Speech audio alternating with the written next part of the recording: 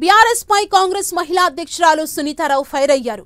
సొంత చెల్లిని పార్టీ నుంచి కేటీఆర్ బయటకు పంపించారని, అందుకే ఆయనకు ఆడబిడ్డల గురించి మాట్లాడే అర్హత లేదని విమర్శించారు. ఆడబిడ్డలను గౌరవించని చరిత్ర కల్వకుంట్ల కుటుంబాందని, ముందు మహిళల్ని గౌరవించడం నేర్చుకోవాలని సునీతారావు అన్నారు.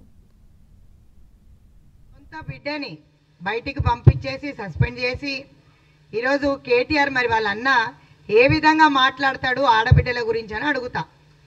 ఆడబిడ్డల గురించి మర్యాద గురించి మాట్లాడే కన్నా ముందు సొంత ఆడబిడ్డను మంచిగా చూసుకోవాలి అని తెలివి తక్కువ వాళ్ళు వీళ్ళు కల్వకుంట్ల ఫ్యామిలీ అని చెప్పకనే చెప్తున్నారు. ఆ రోజు 30-60 రూపాయల చీరలు పంచి అవమానించింది ఆడబిడ్డలను మీరు కాదా అని అడుగుతా.